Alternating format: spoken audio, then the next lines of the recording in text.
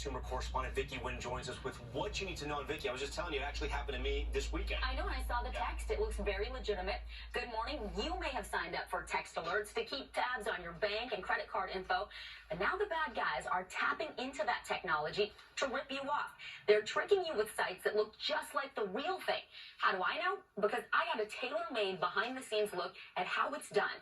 This morning, what to watch for to protect your wallet. Check out these text message scams people posted on social media. Scary warnings from their banks about locked accounts and abnormal activity. But guess what? The texts are all bogus.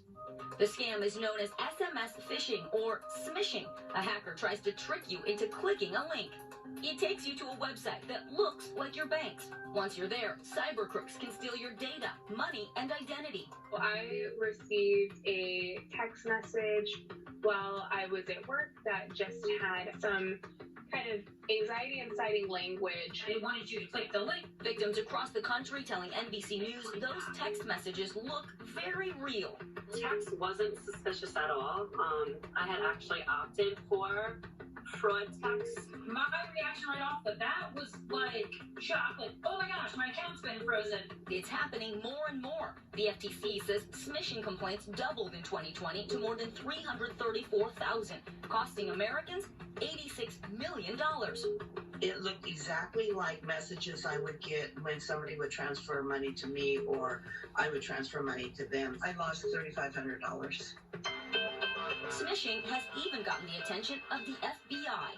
What do you think is behind this increase? Everybody has cell phones, and companies are looking to become more accessible to people, and criminals and scammers are taking advantage of that fact. Right now, I'm in my New York City apartment. Cybersecurity expert Jim Stickley, he's all the way across the country in San Diego.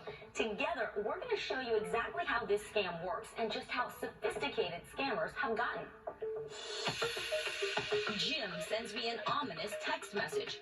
It says, bank alert, we've detected suspicious login activity, and there's a link here for me to click if I want more details. So I'm going to go ahead and do that. It takes me to a page that looks just like my bank page. In California, Jim can see everything I'm doing in real time. So it looks like she clicked the link, as we can see she has gone to our site. This tells me that we've got the right phone number, so we know this phone number is legitimate and tied to this person. But it gets even more personal. It wants my primary account number.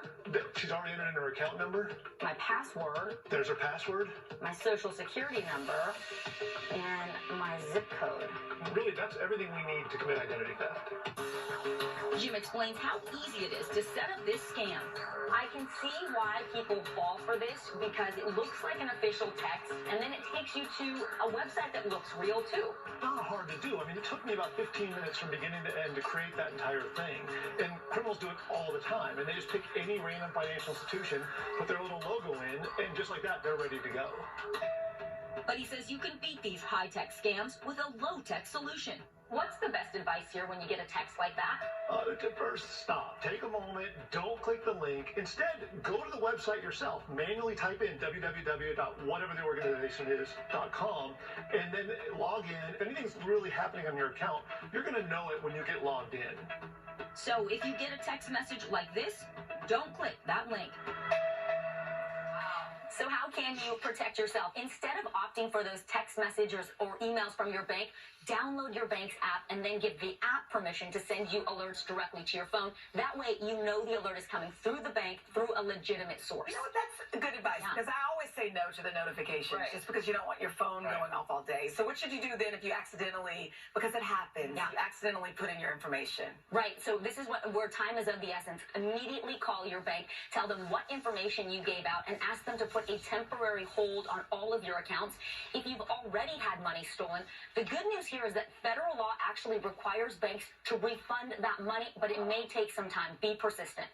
All right, so I want to make sure this happened to me this weekend. It wasn't you and your producer doing the same trick to me. That's so crazy.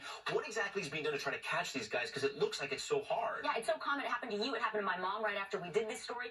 So the FBI says, yes, it is a very difficult task. They say these scammers come from all over the world. They're very good at hiding their identities. But the public can help by reporting these crimes to the Internet Crime Complaint Center, and you can find a link to that on today.com. So we all can do our part. If this happens comes to us, we go to ic3.gov or today.com, put in that information. That's how they can. The older, it's like our parents. You know, my parents would fall victim to this all day, every day, twice on Sunday. Because if they got a text on their phone, they would just think it's legit. And if I told my mom, like, oh, you got smished last night, she'd be like, you got a little line. Like, they had no idea about this. And that's the group that's getting now they're targeting younger and younger people too, because they're very trusting and they're always on their phones. And that's another group that the FTC and FBI say is a target because they're just used to doing everything on their phones. Yeah, and you think your texts are secure, and they're totally not. All right, Vicki, thank you. We always learn so much. Thanks so much for that. Coming up next, an art collection that represents a lifelong labor of love for one family in Washington. Our buddy Harry Smith is here to share the beautiful way they're celebrating the untold stories of African Americans. We'll have that for you. But first,